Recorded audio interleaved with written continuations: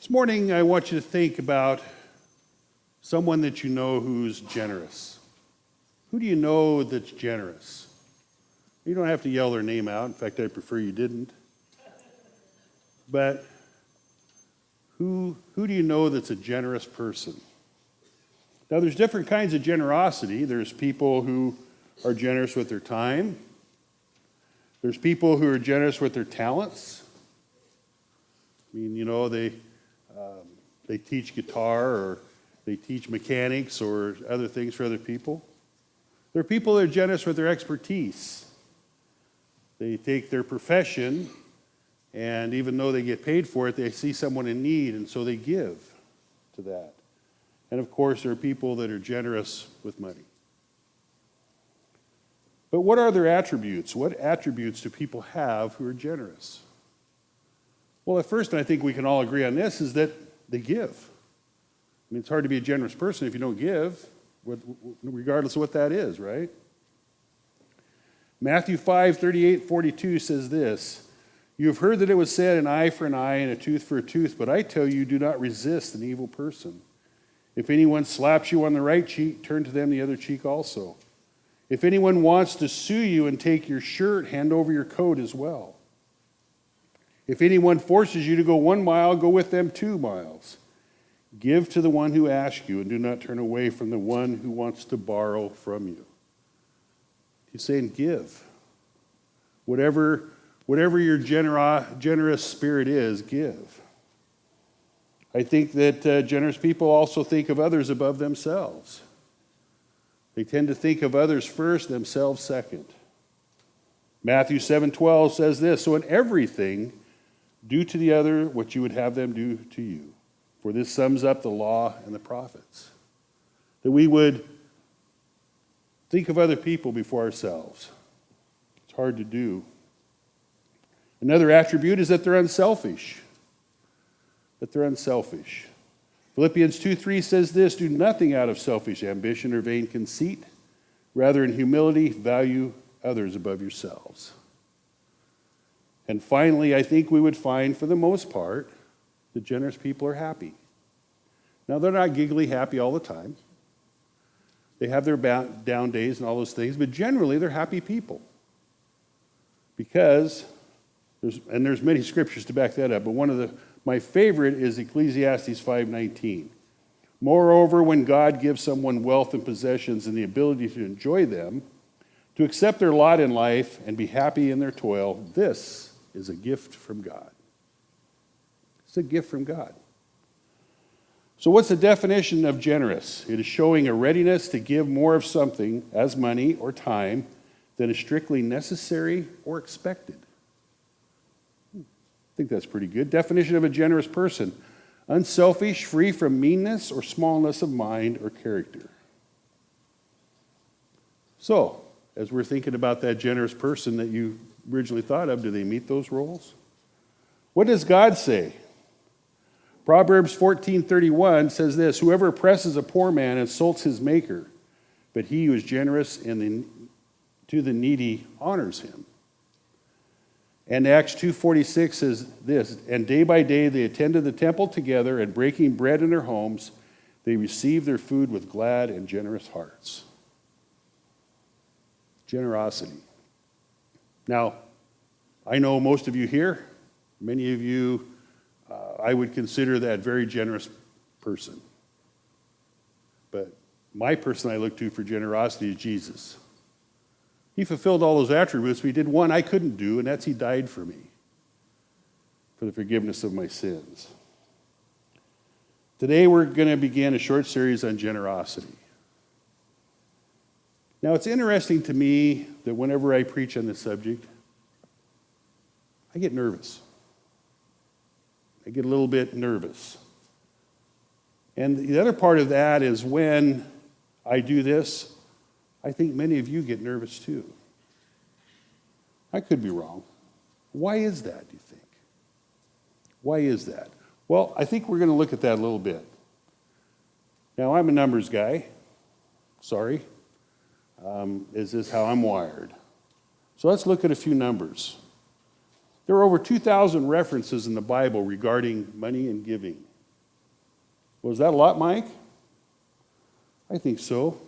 Love, which is kind of the cornerstone of the Christian movement, religion, whatever you want to call it, is mentioned 551 times. So giving and money is mentioned 4 times more than love. Jesus gave us 40 parables when he came to earth. 11 of those are about money and giving. Over 25%. Interesting. So what am I trying to say? Well, God, Jesus, knows the dangers of money, of giving, of generosity, as well as the distraction, the sin, and abuse that money and giving can cause. Awesome. I came to church to hear a message about giving. Yeah. Sorry. Actually, I'm not. It's what God has given me to speak on this morning. 1 Timothy 6, 17 and 18 says this, teach those who are rich in this world not to be proud, and not to trust in their money. It is so unreliable. Their trust should be in Jesus. So I think I have this up. Oh, there it is. Thank you. Their trust should be in God, who richly gives us all we need for our enjoyment. Tell them to use their money to do good. They should be rich in good works and generous to those in need, always being ready to share with others. I could end my sermon and teach it just on this. This is awesome. Teach those who are rich in this world not to be proud and not to trust in their money. That's not easy to do. Trust should be in where? God. That's where we should put our trust, who gives richly to all we need for our enjoyment. All we need. Tell them to use their money to do good and good works, always being ready to share with others. It's pretty blunt. Now, this principle is foreign in our culture, is it not? Think of our movies that we watch. How about the games we play? Monopoly, the game of life. How about school curriculum, sports, our bosses, our politicians? Everything points to the exact opposite. Get all you can get because somebody is trying to take it from you. And don't give any more than you have to. Do everything you have to do to get it, to acquire it. Have you ever done something and have someone else take credit for it? Especially to try to get a raise or a promotion or to look better for the future? Probably most of us have. We see sports figures do shameful acts to get an edge, to get a bigger contract, or to fulfill the one that they have. My favorite sports team did that. It was shameful. We see leaders lie and cheat to get elected or reelected. We make jokes about them. We work for people who might sell us, throw us under the bus at any time, who would elevate themselves over us. Generosity is not the norm. My mother and father-in-law lived through the Great Depression. They were young, but they remembered it well. And they used to talk about it quite a bit. And my mother-in-law, who lived with us, she would talk about it very much. And so I did some research on the Great Depression. Of course, I'm no expert. I don't claim to be. But as a general rule, the Great Depression was caused by very few people, by the rich elite. The government was taxing them 85, 90%. And they said, that ain't going to fly. And the government says, you really don't have a choice. They said, yeah, we do. We'll just shut the country down. And they did. During those times, there was no middle class. You were either rich or you were poor. Those people watched humanity in our country suffer greatly.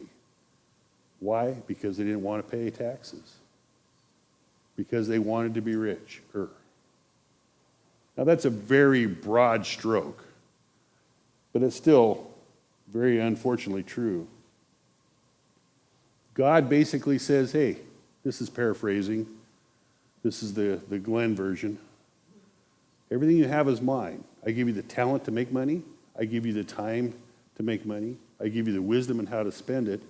Let's do it together. Let's do it together. So my first point this morning, I have 5 of them, is this. Maybe it's going to go and maybe it's not. You might have to help me out, Eric. Money in itself is not evil. Money in itself is not evil.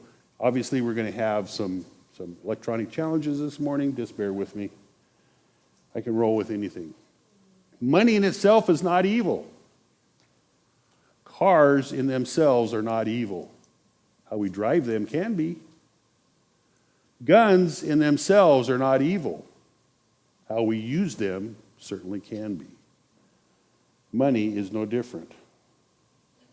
Now, there's some misquoted verses in the Bible, but none more so than 1 Timothy 6:10. We hear it all the time. Money is the root of all evil, right? It's not what it says. If you hit the next slide, Jackson, it says this. For the love of money is the root of all kinds of evil. And some people, craving money, have wandered from the true faith and pierced themselves with many sorrows. Money is not evil. The love of money is the root of all kinds of evil. Well, I don't really love money. That's kind of what I want. That could be the love of money. God changes hearts when it comes to giving. He does that. Many of you have probably seen the movie Fireproof. It's a Christian movie, one of my favorites. Of course, it's about firefighters, so duh. But it's a great movie. In the beginning, husband and wife are not getting along well. He is hoarding his money because he wants a boat. Well, there's nothing evil about boats. There's nothing wrong with wanting a boat. But everything is focused on that boat. She has a mom that needs some care. And there's other things that are causing their marriage to go sideways, but that's one of the keys. He takes a challenge to love his wife. And through that process, he realizes what is truly important in the world. That his treasure is in God and his wife, not in the boat. In the end, he takes the money and he gives it toward his mother-in-law. His marriage is saved. It's a happy ending. But many times, that's not. God can change our hearts when it comes to giving. But God sees the heart in money and generosity.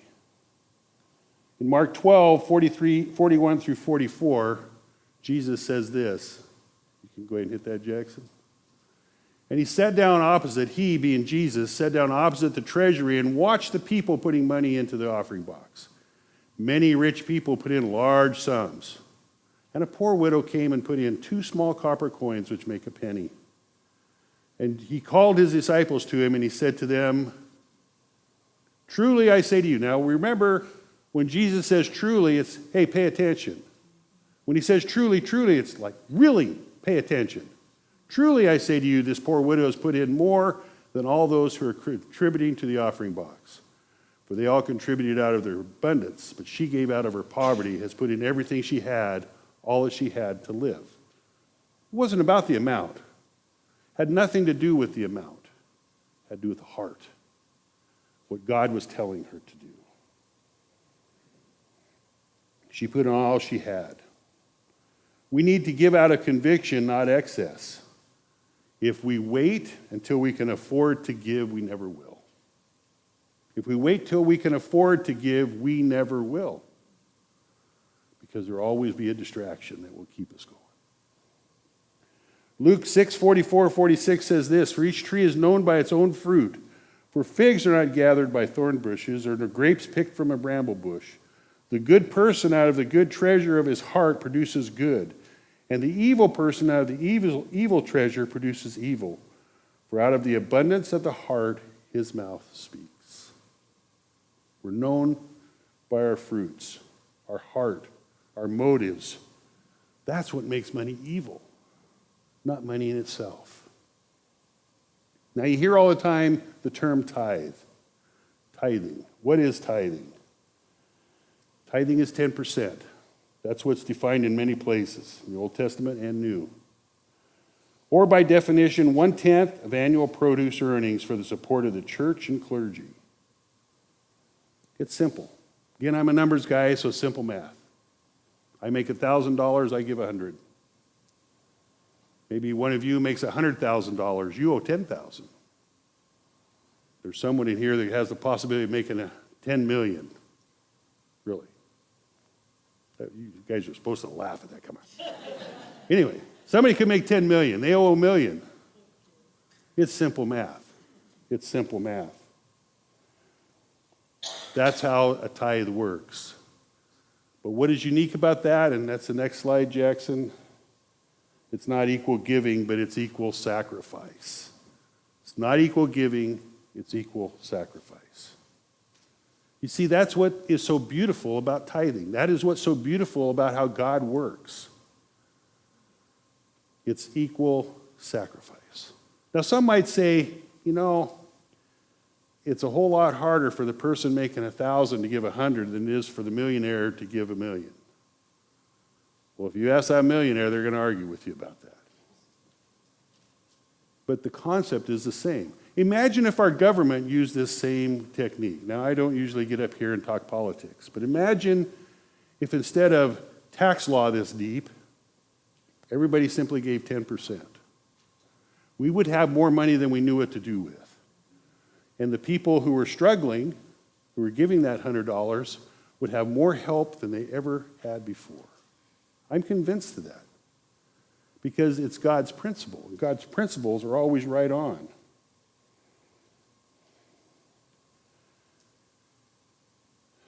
The family who makes 10,000 gives 1. The millionaire gives 100,000. It's not my law, it's God's.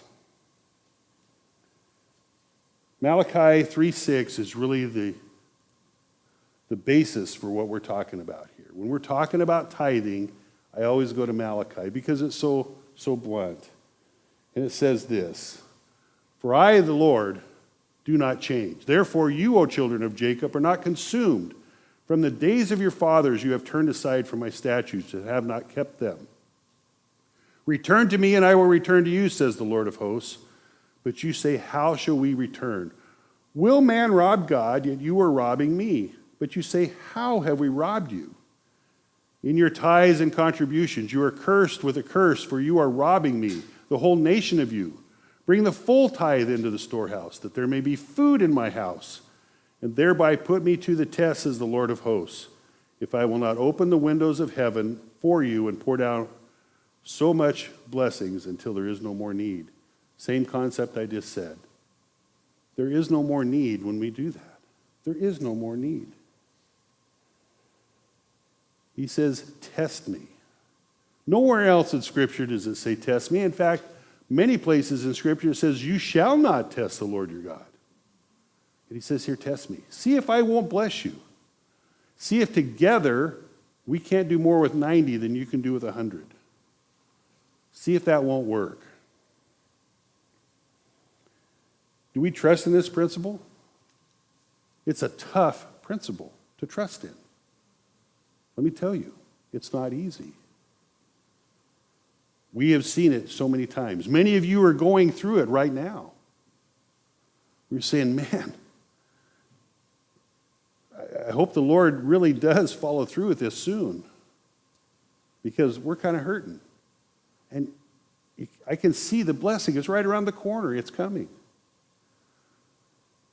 I've experienced it. Lauren and I have witnessed it. Many of us here have witnessed it. But it's hard to believe because you have to trust completely, 100%, totally on the Lord to do that. Remember, it's not equal giving, but equal sacrifice. God is asking us to be faithful in tithing. My third point this morning is that offerings are above tithing. Okay, so what's an offering? Just that. We do it all the time here. We ask people to give to Eyes That See. We ask people to give to the Shed Project. We ask, or sometimes the youth is doing something, needs some extra money. People give to that. We have benevolence. We have people within our community and in our congregation that people give to help them.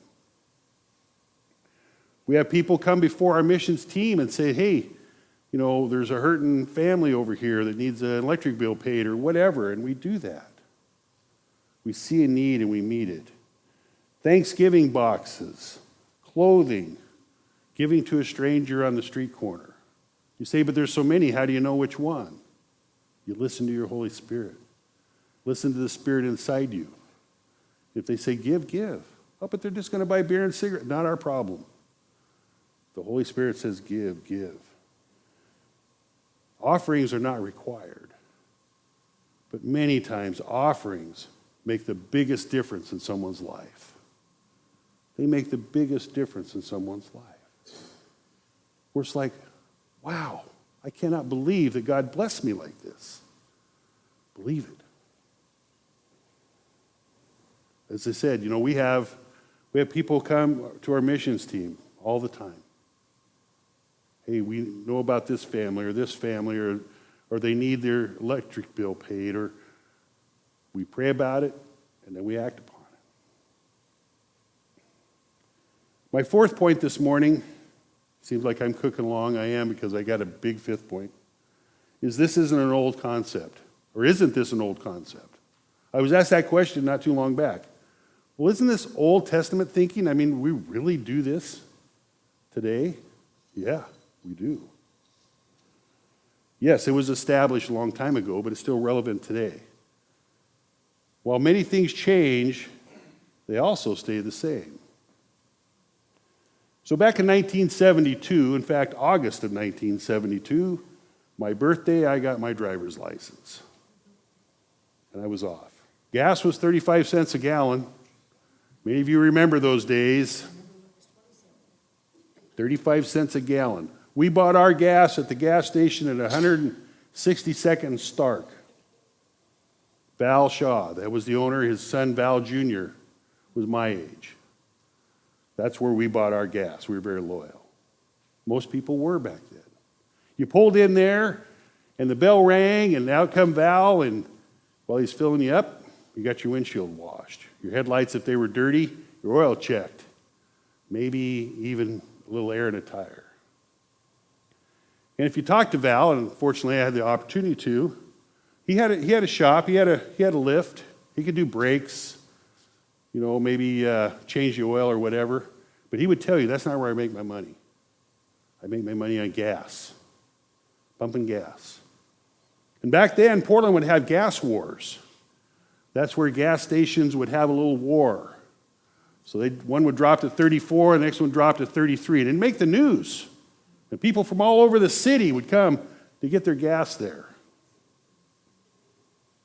He made his money pumping gas. Today, just down the street from me on Orion Drive and 262 is a gas station. I've got to know the owner. He's a Christian, nice guy. And we talk quite a bit. I says, man, gas is $4.50, $5 a gallon. How much do you make? He says, I make 7 cents a gallon.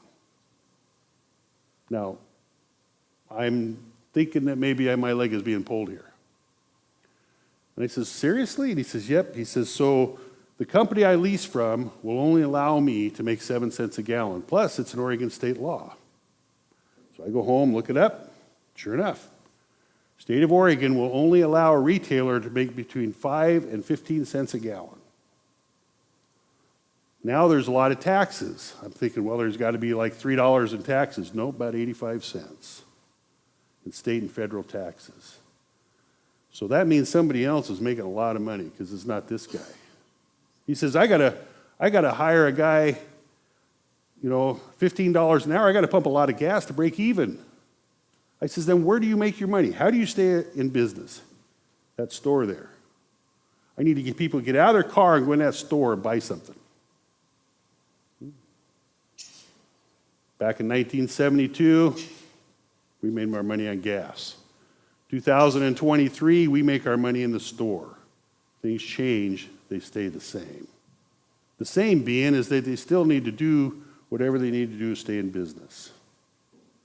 Back in In Jesus' time, tithes were in bushels of wheat, in the first cattle, in sheep.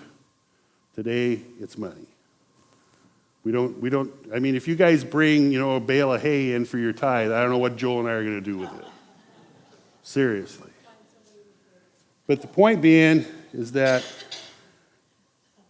this was established a long time ago, but it's still extremely relevant today. Leviticus 27:32. And every tithe of herds and flocks, every 10th animal, all that passes under the herdsman's staff shall be holy to the Lord. Then Numbers 18:21, to the Levites, I have given every tithe in Israel for an inheritance, in return for their service, what they do, their service in the tent of the meeting. Establishes tithe, establishes that we're doing it to take care of the church. And in Luke 11:42, Jesus says, woe to you, Pharisees, for you tithe mint and rue and every herb, and neglect justice and the love of God. These you ought to have done without neglecting the others. You see, it's the same, but it's different. God has always asked for the best and the first of our tithes. Now, one $10 bill looks the same as the next. How do we give our best to God? It's simple. The first check you write has to be to Him. But sometimes that means, I pay my bills and I do everything, and at the end, I'm pretty short. That's what God is asking us to do, to trust in Him, that He can do more with 90 than we can do with 100. I hate it when that goes off. More electronic issues, obviously. God asks for our first. Our first check on payday should be to God. It's not easy to do. That's where it should go. So, we have seen what tithes and offerings are. My fifth point this morning that I want to spend a little time on is, where do our tithes and offerings go? Where do our tithes and offerings go here at River Hills Church? It's a great question. I'm glad you asked it. Our financial system here at River Hills Church is pretty unique. As elders, we ask the deacons to create a budget. We give them some parameters. They have what we've done in the past. They know how much we spent before. All those different things. And then they prayerfully sit down and create a budget. Then they bring it to us as elders, and we prayerfully approve it, or make changes, but mostly we approve it. Then we give it back to the deacons, and they use it. And I am there in submission to the deacons. We do this for many reasons. While it's simple, it's also a little bit complicated. The point is that we are all together. Elders, deacons, and you. We're all together. We're all one. We do that so that, not that I ever would, but so I don't say, well, I'm an elder, I should get my way. This is what I want to do. Or I'm a deacon, I should get my way. Or I'm a large contributor, I should get my way. No. We do that because we are all in this together. It's all equal. Now, I want to make a very important point. River Hills Church is not interested in your money. We're not. We are not. We operate on whatever God gives us. We are not interested. God is not sitting up in heaven going, I sure hope River Hills has a good Sunday because we're a little short this month. Nope. We're not. Next week, Pastor Joel is going to teach us the beauty of this form of worship. That's what we're talking about here. This isn't giving. This isn't about money. This isn't all those things. That's why we get nervous. This is about worship. And Pastor Joel is going to tie that together. I pray you come. Say, two giving messages in a row? Yeah. It'll be worth it. But we all have roles. As far as giving is concerned in this church, I am the only one that has access to who gives what. No one else. And I will only look at that if there's a reason why. If you come to me and you say, hey, we're missing one of my contributions, or I lost my thing at the first of the year to tell me how much I gave, or something like that. Now, it isn't that I don't have access to that information. Every Monday when I come in here and do finances, it's all right there in a piece of paper, but I don't look because it's not my business. What you do or don't give is not my business. That is between y'all and God. We don't take up an offering. You guys probably noticed that by now, didn't you?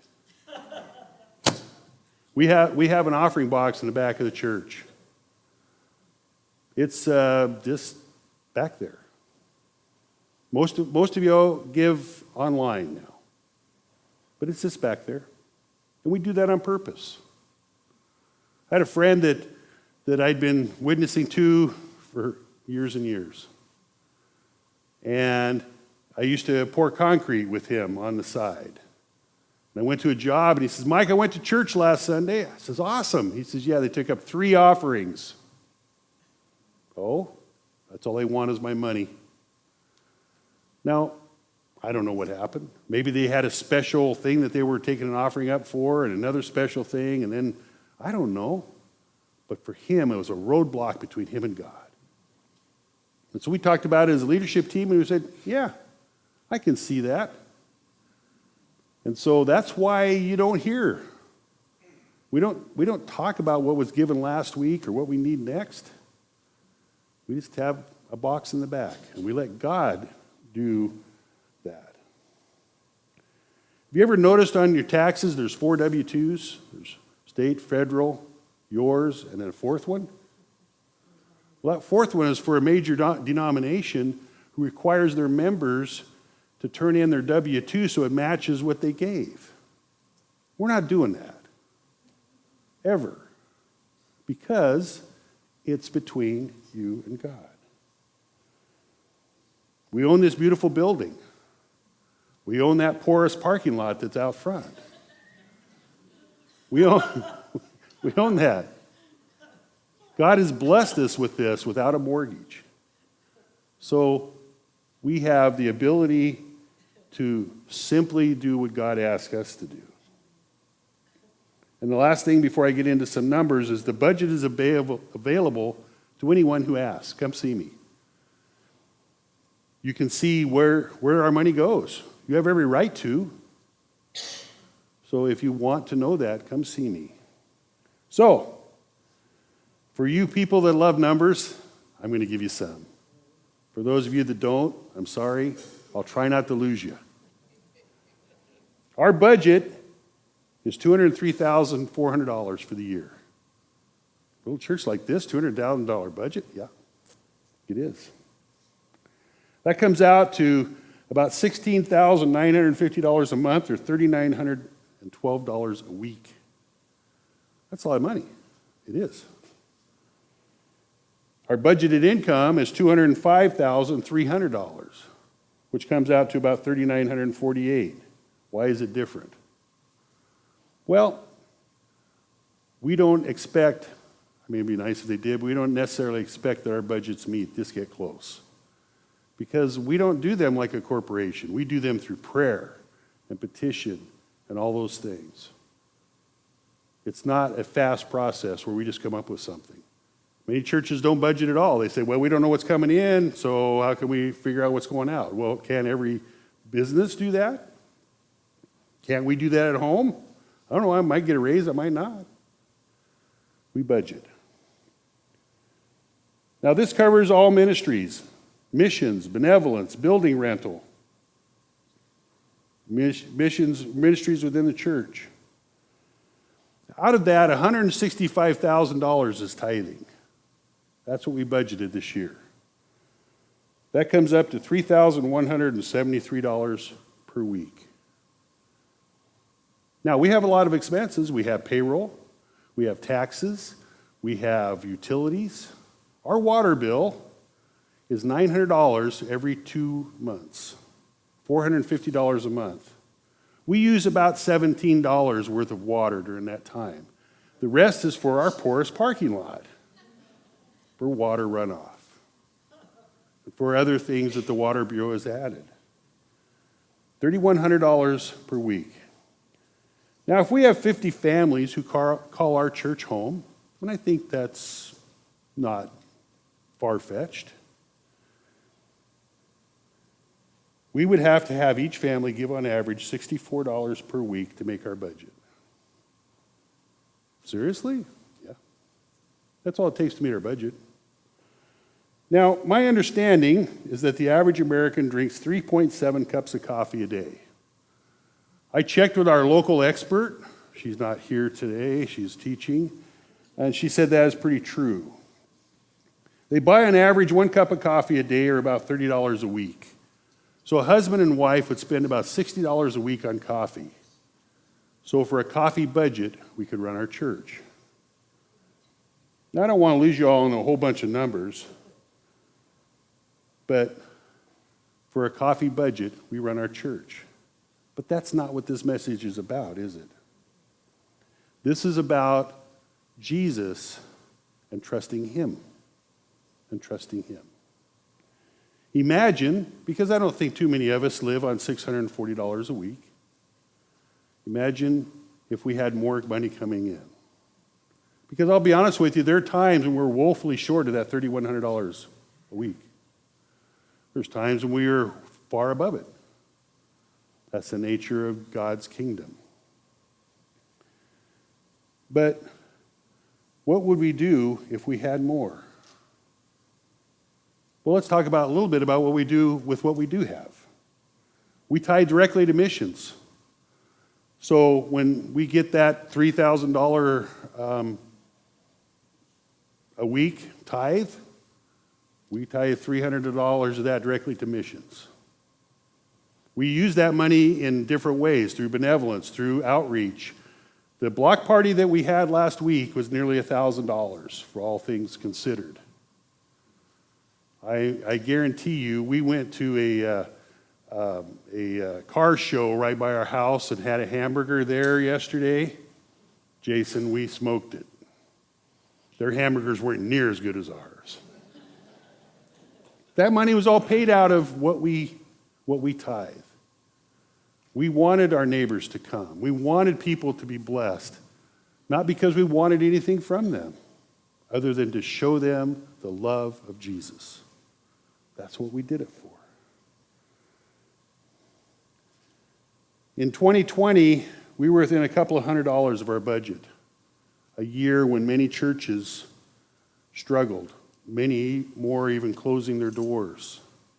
And yet, we had a faithful congregation, and we continued to reach out and bless the community. So, what would we do if we got more money? Well, I can tell you what we wouldn't do. We wouldn't buy Joel a new BMW. Sorry, Joel, I know you're listening to this somewhere. You're not getting that. We wouldn't put a $10,000 sign out on the street announcing who we were. What would we do? Well, we'd first look, how can we bless our community more? How can we bring Jesus to our community more? How can we let people see love, true unconditional love? That's what they're asking for. That's what the world wants, is to see His love.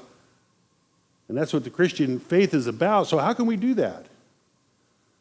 Who knows? Maybe there's other things. We would be prayerfully asking Jesus what He wants us to do. Maybe He wants us to buy the building next door so we would have more classrooms or a shelter.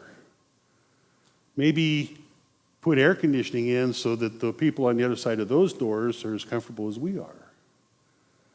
Maybe even come up with about $100,000 to unporous our parking lot. Who knows?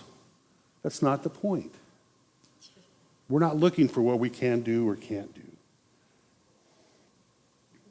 We're looking for the opportunities for us to follow Jesus. So I give you the base, the baseline, where our money goes, what it looks like, what a tithe is, what an offering is, all those things. And it's for us to really keep that in mind this week.